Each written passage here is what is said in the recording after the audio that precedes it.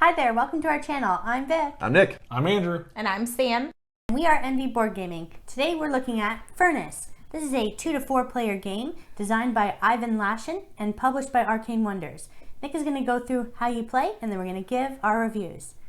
All right, welcome to the table set up for a 4-player game of Furnace. In Furnace, players are taking on the roles of 19th century capitalists building their industrial corporations and aspiring to make as much money as possible. You're purchasing companies, you're getting resources and processing them in the best combinations. The game is played over 4 rounds, tracked right there, and each round has 2 phases. It has an auction phase and a production phase. During the auction phase, players are going to bid on companies. The one with the highest bid receives the company, while the lower bids receive compensation. During the production phase, players operate their companies in order to gain and process or sell resources to eventually upgrade their companies to maximize their profits. The players should optimize their companies. The players should optimize their production chain to find the most effective way to gain the most money, and the wealthiest player is going to win. So the way this works is we have 4 of these chips right here, 1, 2, 3, 4. These represent the values you're going to place on here on the auction phase. So to start the game, we're going to have a bunch of capitalists here that we're going to pass out at random, and we're going to have these starting cards that we're also going to pass out at random. They will both be public knowledge face up in your tableau. So if I got this card and this card, this would be an ability she would give me throughout the whole game. So during the auction phase, I may place my discs without following 2 placement rules. There are 2 placement rules that I'll go over, and the values are not summed up. If I get compensated, or sorry, if there's a tie, I get compensated. So let's go over the game so you can understand that. I also get this, and that shows me at the top, at one time, this is the only time in the game, I'll get these starting resources. Coal and this iron here. Coal and steel. So I get these 2 resources to start the game. And I have this action when I do the production, which we'll go over soon. So for an auction, the 2 rules that are referred to here, you can never place a bid on a place you've already bid. Further, you can never match the number that is on a card. So if I put a 4 here, a yellow player could not come back and put a 4 there. Also, I could not come back in a later turn and put a 1 there because I already exist. However, she breaks that rule and I can do that now. So why would you do that? Well, when you have the highest number, you're going to take the card and it will become part of your tableau over here. If you have a lower number, you're going to get compensated based on what's on the top of the card. So you'll get as many as you have. If I put the 1 there, I would only get 1 of those metal or steel. If I put a 2 there, I would get 2 of them. However, if the 2 won the card, they wouldn't get any of the top. They would just get the card itself and it goes into their thing. So we're going to go ahead and take turns in turn order and place bids out there. It would, let's say, look something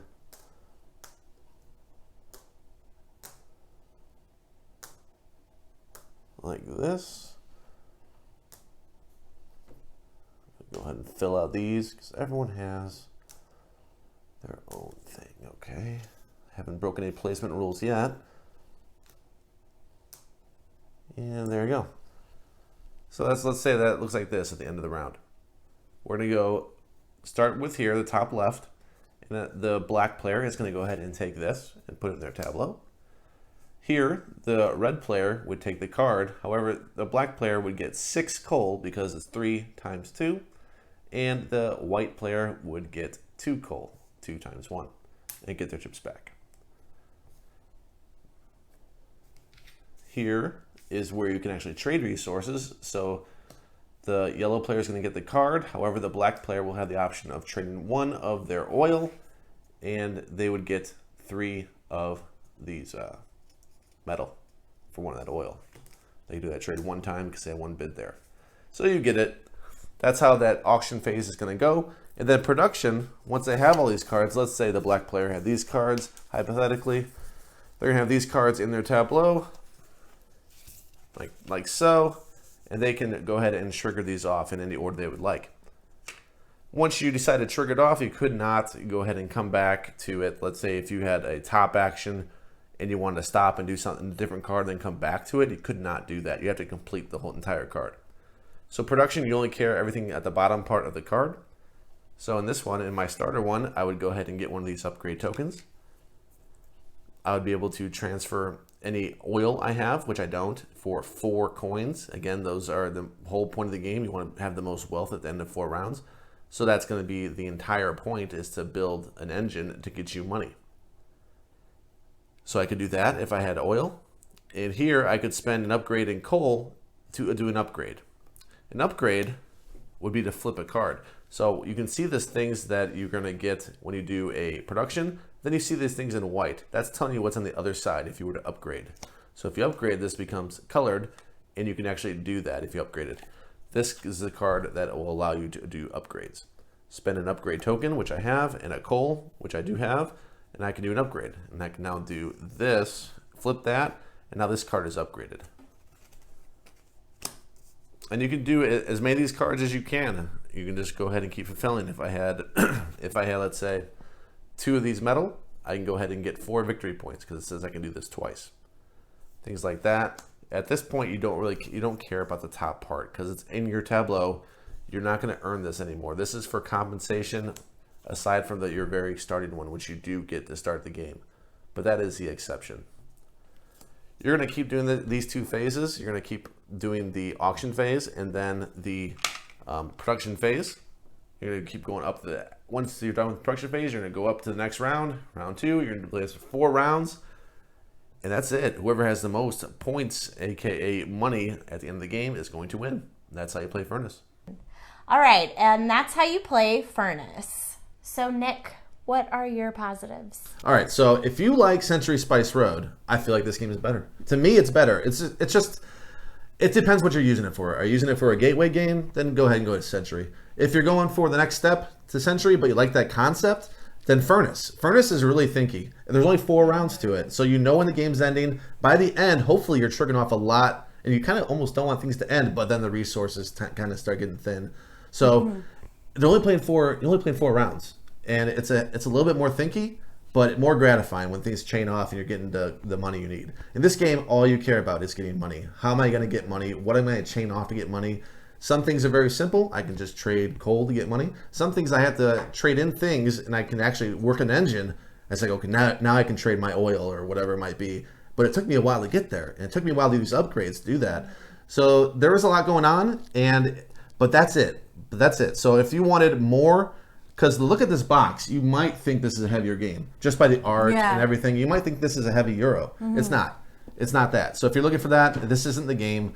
That's all there is to it. You're trading in resources. If you're not into that, you won't be in Furnace. So yeah. What about positives? I do think beyond just you're trading in resources, that whole engine building, which is central to the game, is really something that you have to think. You would change the order of operations of how you're going to trigger off those cards, and you can't go back to them. So once you've had that one, you're hopefully not going to be left with too many resources at the end, because then you really didn't maximize it to the potential. You didn't get the right cards to flip those resources the way you need them to go. So I really thought that was interesting, that it's not, it's a bit of an art to balance that. That balance that is in the game is really cool. I like the bidding part, because you have either, do I want to win the card, or do I want to be compensated? And like, how much do I want to be compensated? And then there's times when you're like, okay, I want to put a 3 out there because I want to be compensated, and I hope someone will outbid me because I don't want the card, I want the compensation. And a lot of times you can find yourself in those situations. And I really like the player powers, that really adds the replayability to it, and which was really nice. So I really enjoyed that, and everybody had their own little kind of asymmetrical setup. especially with those beginning buildings. Those are even different, which are nice. Yeah. And so I really like that, and I really like the bidding portion as well. I'm going to piggyback off of Andrew because I did like the special abilities. Everybody's was different. It was a thinkier version of, it did remind me of like Century Spice Road, which I love Century Spice Road. So I thought that it was interesting. Like, and you did have to really plan out your cards and to make sure they flowed, you know, so you could maximize. Like, you really had to make sure you thought that out. Yeah, at the end, you don't wonder, why do I have so much coal? Yeah, and then what was I planning to do with all this, you Yeah. know? Yeah. And with the player abilities, just like you said, with compensation, I had a character ability that allowed me to always get +1 on my compensation. So I could strategically think of that, and you really work off your player abilities to maximize your engine that you're building. Yeah, you're thinking a lot more ahead Yeah. in this one, I feel like. And I agree with that. The bidding part was super cool. I like that a lot. And that might even be the strongest part. But I do like the player cards. And the cards themselves are really nice, linen finish. I like the art on the cards, very nice. And the art in the box, very nice. A lot of things I can say that are good about this game. Yeah. So, negatives. Yeah. I don't really have much. I guess the components, like they're kind of boring for the coal. It's just a black cube. Sure. But what more? I mean, are we gonna get crazy and then increase the cost? It already has a good price to it for what the game is. So not really much to dock it for.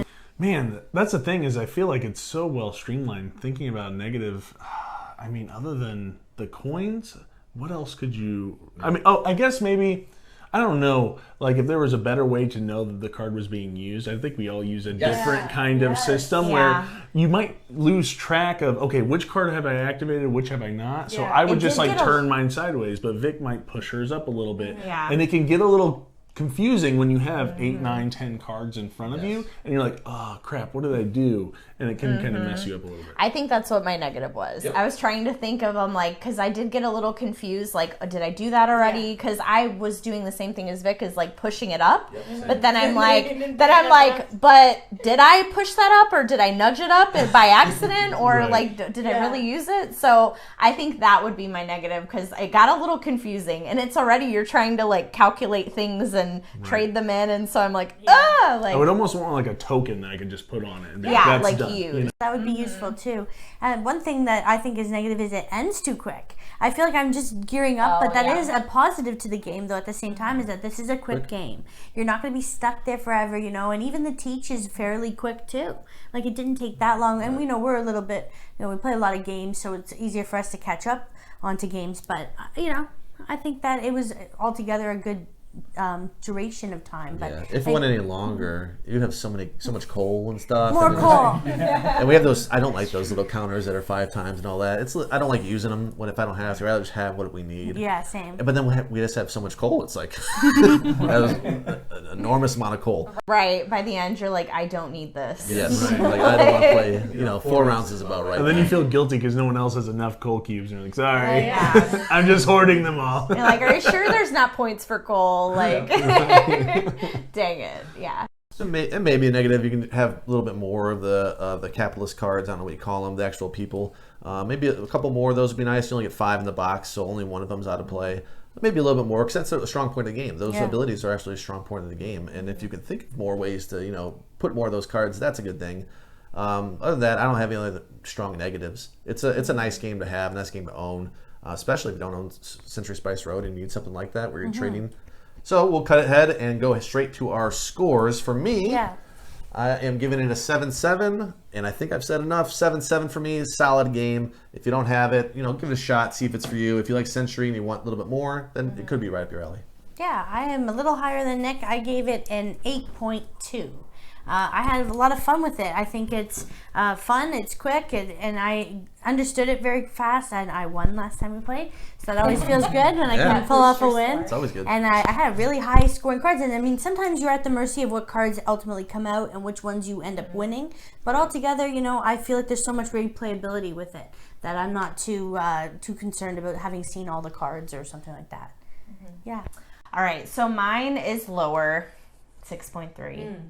I am such a huge fan of Century Spice Road, but this one was a good game. It really was. But I think I'm probably more towards Century Spice Road than this game.